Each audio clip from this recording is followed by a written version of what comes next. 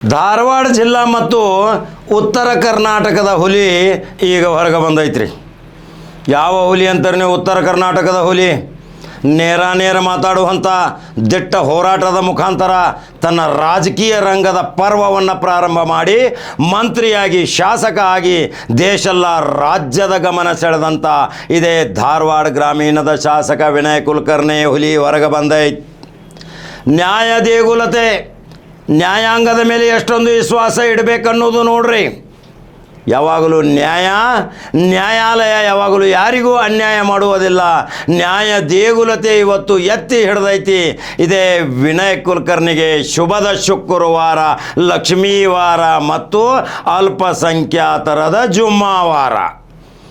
ಶುಭದ ಶುಕ್ರವಾರದಂದು ತೀರ್ಪು. ಆ ತೀರ್ಪಿನಂತೆ ಈಗ ಧಾರವಾಡದ ಹುಲಿ ಹೊರಗೆ ಬಂದೈತಿ. ಈಗ ಧಾರವಾಡ ಜಿಲ್ಲಾಧಿಕಾರಿ ಎಲ್ಲ ಜಿಲ್ಲಾದ್ಯಂತ ಅವರ ಅಭಿಮಾನಿಗಳ ಹಬ್ಬದ ವಾತಾವರಣ ಅಂದ ತಕ್ಷಣ ಶಾಂತ ರೀತಿಯಿಂದ ವಿಜಯೋತ್ಸವನ ಆಚರಿಸ್ತಾರ. ಯಾವುದೇ ಅಹಿತಕರ ಘಟನೆ ಮಾಡಬಾರದು, ನಿಮ್ಮ ನಾಯಕನ ಬಗ್ಗೆ ಕಳಂಕ ತರಬಾರ್ದು, ನಿಮ್ಮ ನಾಯಕನಿಗೆ ಡ್ಯಾಮೇಜ್ ತರಬಾರ್ದು. ಬಹಳ ಎಚ್ಚರಿಕೆಯಿಂದ ಕಾರ್ಯಕರ್ತರು ಇವತ್ತು ವರ್ತಿಸಬೇಕು. ನೀವು ಅನೇಕ ದೇವತೆಗಳ ಹತ್ತಿರ ಹೋಗಿ ಹರಕೆ ಹೊತ್ತಿದಿರಿ. ಇದೇ ಅಲ್ಪಸಂಖ್ಯಾತರು ಪವಿತ್ರ ಸೂಫಿಗಳ ಹತ್ತಿರ, ಇದೇ ವಿದೇಶದಲ್ಲಿರುವ ಸೌದಿ ಅರೇಬಿಯಾದ ಮಕ್ಕಾ ಹತ್ತಿರ ಹೋಗಿ ಪ್ರಾರ್ಥನೆ ಮಾಡಿದಿರಿ ನಮ್ಮ ನಾಯಕ ಹೊರಗೆ ಬರಬೇಕನ್ನೋದು. ಇವತ್ತು ಆ ನ್ಯಾಯಾಲಯ ಆದೇಶ ನೀಡಿದೆ. ಮಧ್ಯಂತರ ಜಾಮೀನು. ಯಾವಾಗ ಕೊಲೆ ನಡೆದಿತ್ತು ಅದರಲ್ಲಿ ಈಗ 4 ಜನರಿಗೆ ಮಧ್ಯಂತರ ಜಾಮೀನು ಮತ್ತು ತಡೆಯಾಜ್ಞೆ ಸಹಿತ ನೀಡಿದಾರ್ರಿ. ದೋಷಿ ಅನ್ನೋದೇನಾಗಿತ್ತು ಜೀವಾವಧಿ ಶಿಕ್ಷೆಗೆ. ಈಗ ಜಿಲ್ಲಾದ್ಯಂತ ಮತ್ತೆ ರಣರಂಗ. ಜಿಲ್ಲಾದ್ಯಂತ ಮತ್ತೆ ಉತ್ತರ ಕರ್ನಾಟಕದ ನಾಯಕರು ಒಂದಾಗ್ತಾರೆ. ಈಗ ವಿನಯ್ ಕುಲಕರ್ಣಿಗೆ ಮತ್ತೆ ನೋಡ್ರಿ ಟೈಮ್ ಎಟ್ ಸರಳ. ಕಳೆದ 15-20 ದಿನಗಳಿಂದ ಮಂತ್ರಿಮಂಡಲಗಳ ವಿಸ್ತರಣೆ ನಡೆದಿತ್ತು. ಆದರೆ ಈಗ ನ್ಯಾಯಾಲಯ ಮಾತ್ರ ಬಹಳಷ್ಟು ಬಿಗ್ ರಿಲೀಫ್ ನೀಡಿತು. ಈಗ ಕರ್ನಾಟಕ ಅಷ್ಟೇ ಅಲ್ಲ, ದೇಶದ ಹೈಕಮಾಂಡಿಗೆ ಮಂತ್ರಿ ಮಾಡ್ತಾರೆ ವಿನಯ್ ಕುಲಕರ್ಣಿ. ನೋಡ್ರಿ ಮತ್ತೊಂದು ಶೀಟ್ ವಿನಯ್ ಕುಲಕರ್ಣಿ ಉತ್ತರ ಕರ್ನಾಟಕದ ಹೀರೋ. ಯಾಕೆ ವಿನಯ್ ಕುಲಕರ್ಣಿಗೆ ಇಷ್ಟೊಂದು ಜನ ಪ್ರೀತಿ ಮಾಡ್ತಾರಂದರೆ ನೋಡ್ರಿ, ಅಜಾತ ಶತ್ರು, ಯಾವುದೇ ಜಾತಿ ಧರ್ಮವಿಲ್ಲ ಅವನಲ್ಲಿ, ಯಾವುದೇ ದ್ವೇಷ ಇಲ್ಲ ಅವನಲ್ಲಿ, ಯಾವುದೇ ದ್ವೇಷ ಇಲ್ಲ. ನೇರ ಜನಸಾಮಾನ್ಯರ ಕೂಗಿಗೆ ಸ್ಪಂದಿಸಿ ಇವತ್ತು ಅಜಾತ ಶತ್ರು ಜೈಲಿನಲ್ಲಿದ್ದರೂ ಸಹಿತ ಆರಿಸಿ ಬಂದಂಥ ಕರ್ನಾಟಕದ ರಾಜ್ಯದ ಶಾಸಕ ಅಂದರೆ ವಿನಯ್ ಕುಲಕರ್ಣಿ.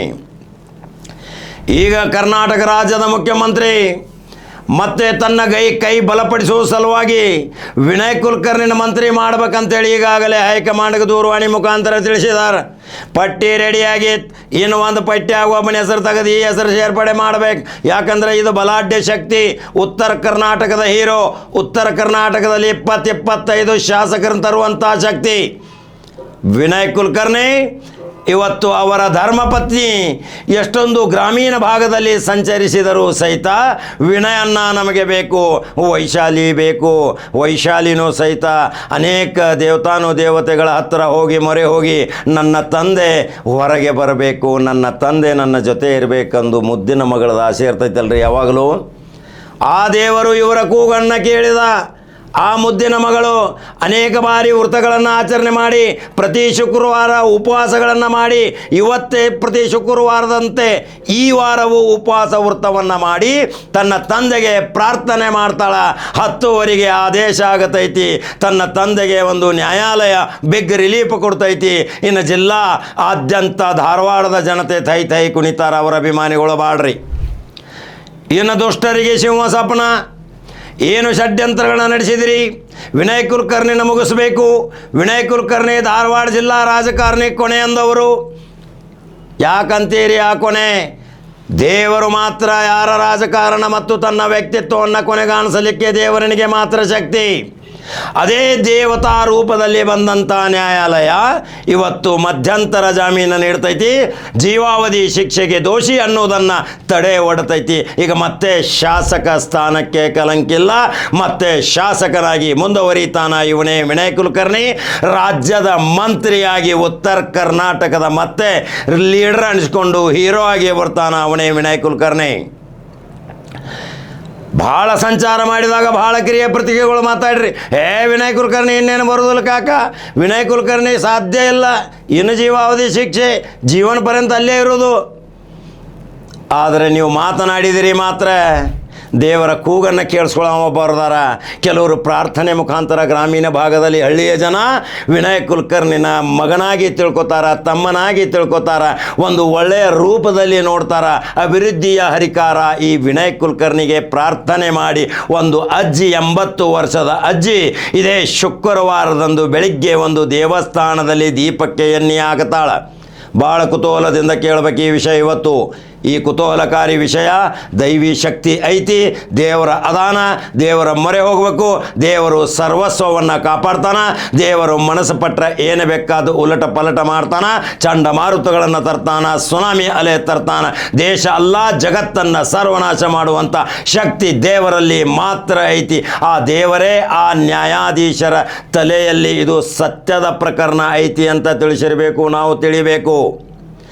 ಆ 85 ವರ್ಷದ ಅಜ್ಜಿ ತನ್ನ ಬಡತನದ ಬೇಗೆಯಿಂದ ಬೆಂದೆತ್ತಿ ತನ್ನ ಅಲ್ಪ ಖರ್ಚಿನ ಯಾರೋ ಒಂದು 10-20 ರೂಪಾಯಿ ಕೊಟ್ಟಂಥ ತನ್ನ ಮಕ್ಕಳು ಮೊಮ್ಮಕ್ಕಳ ಹತ್ತಿರ ಇಸ್ಕೊಂಡು ಆ 10-20 ರೂಪಾಯಿ ತೆಗೆದುಕೊಂಡು ಹೋಗಿ ಶುಕ್ರವಾರದ ಶುಭದ ಗುಡಿಯಲ್ಲಿ ಹೋಗಿ ಆ ಮಂದಿರದಲ್ಲಿ ದೀಪ ಉರಿಯೋ ಸಲುವಾಗಿ ಎಣ್ಣೆ ಹಾಕ್ತಾಳೆ. ನನ್ನ ನಾಯಕ, ನನ್ನ ಮಗ ಇವತ್ತು ಹೊರಗೆ ಬರಬೇಕು. ಇದು ಒಂದು ಜ್ವಲಂತ ಉದಾಹರಣೆಯ ಸಾಕ್ಷಿ. ನೋಡ್ರಿ, ವಿನಯ್ ಕುಲಕರ್ಣಿ ಮೇಲೆ ಪ್ರೀತಿ ಎಷ್ಟಿತ್ತು. ವಿನಯ್ ಕುಲಕರ್ಣಿ ಅನನ್ಯ ಸಂಬಂಧ, ನಮ್ಮ ಜೊತೆನೂ ಬಹಳಷ್ಟು ಪ್ರೀತಿ ವಿಶ್ವಾಸದಿಂದ ಮಾತಾಡ್ತಿದ್ದ ವಿನಯ್ ಕುಲಕರ್ಣಿ. ವಿನಯ್ ಕುಲಕರ್ಣಿಗೆ ಬಹಳ ಶಕ್ತಿ ಐತಿ, ಅಪಾರ ಲಕ್ಷಾಂತರ ಜನರ ಬೆಂಬಲ ಐತಿ. ವಿನಯ್ ಕುಲಕರ್ಣಿನ ಅಳಗಾಡಿಸಲಿಕ್ಕೆ ಯಾರಿಂದಲೂ ಸಾಧ್ಯವಿಲ್ಲ. ಈ ವಿನಯ್ ಕುಲಕರ್ಣಿ ಕರ್ನಾಟಕ ರಾಜ್ಯದ ಇದೇ ಬರುವ ಸೋಮವಾರದಂದು ನಾನು ವಿನಯ್ ಕುಲಕರ್ಣಿ ಸಂವಿಧಾನದ ಪ್ರಕಾರ ಪ್ರಮಾಣ ವಚನ ತೆಗೆದುಕೊಳ್ಳುತ್ತೇನೆ, ಮಂತ್ರಿಯಾಗುತ್ತೇನೆ.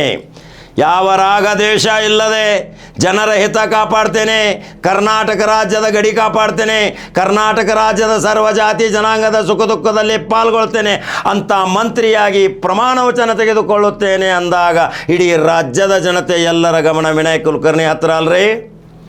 ವಿನಯ್ ಕುಲಕರ್ಣಿ ಪ್ರೀತಿ ವಿಶ್ವಾಸದಿಂದ ಜನರನ್ನು ಗಳಿಸಿದ್ದ. ಎಲ್ಲೋ ಒಂದು ಹಳ್ಳಿಗೆ ಹೋದ ತಕ್ಷಣ ಆ ಹಳ್ಳಿಯ ಜಗಲಿ ಕಟ್ಟಿ ಮೇಲೆ ಕೂತು ಅಲ್ಲಿಯೇ ಎಲೆಡಿಕೆ ತಿಂದು ಎಲ್ಲರ ಜೊತೆ ಪ್ರೀತಿ ವಿಶ್ವಾಸದಿಂದ ಒಬ್ಬ ರೈತನ ಮಗನಾಗಿ ಅನೇಕ ಪಶು ಸಂಗೋಪನೆಯಂಥ ಎಮ್ಮೆ, ಎತ್ತು ಮತ್ತು ಹಾಲು ಕರೆಯುವ ಆಕಳಗಳನ್ನು ಸಾಕಿ ಇವತ್ತು ಅವರ ಫಾರ್ಮ್ ಹೌಸ್ ನೋಡಲಿಕ್ಕೆ ವಿದೇಶದಿಂದ ಸಹಿತ ಜನ ಬಂದಿದ್ದರು. ಇವನೆಂಥ ವಿನಯ್ ಕುಲಕರ್ಣಿ. ವಿನಯ್ ಕುಲಕರ್ಣಿಗೆ ಅಪಾರವಾದ ಶಕ್ತಿ ಐತಿ, ವಿನಯ್ ಕುಲಕರ್ಣಿಗೆ ಅಪಾರವಾದ ಪ್ರಾರ್ಥನೆ ಐತಿ, ವಿನಯ್ ಕುಲಕರ್ಣಿಗೆ ಆಶೀರ್ವಾದ ಮಾಡುವ ಜನ ಲಕ್ಷಾಂತರ ಜನ ಅದಾರ. ಆ ಅಜ್ಜಿ ಮಾಡಿದ ಒಂದು ಆ ದೀಪಕ್ಕೆ ಹಾಕಿದ ಎಣ್ಣೆ ಆ ದೇವ ಸ್ವರೂಪದಲ್ಲಿ ಇವತ್ತು ಸಾಷ್ಟಾಂಗವಾಗಿ ಅವನು ಮನವರಿಕೆ ಮಾಡಿಕೊಂಡು ವಿನಯ್ ಕುಲಕರ್ಣಿಗೆ ಇವತ್ತು ಬಿಗ್ ರಿಲೀಫ್ ಆಕೈತಂದರೆ ಆ ದೇವತೆಯ ಶಕ್ತಿ ಎಷ್ಟೈತೆ ಅನ್ನೋದು ಇವತ್ತು ಹೇಳಲೇಬೇಕಲ್ರಿ.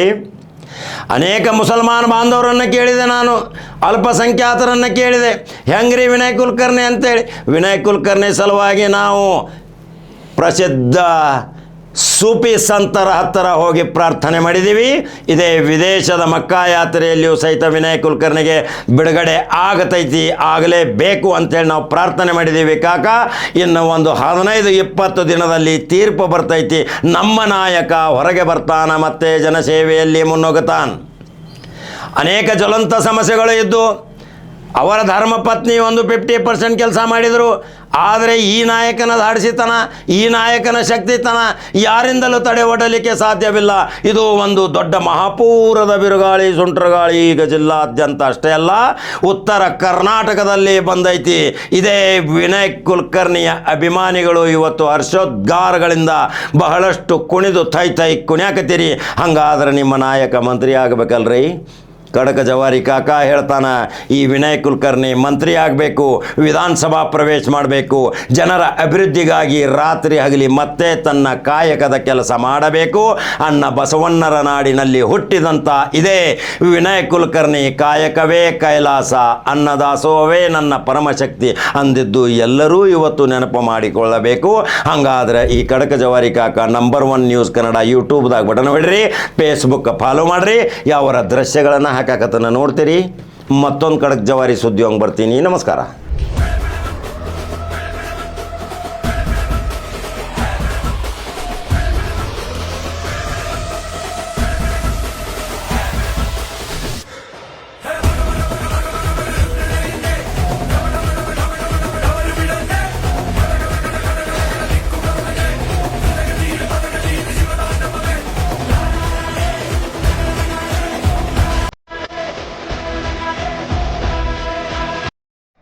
ಧಾರವಾಡ ಹೋಗಿದ್ದು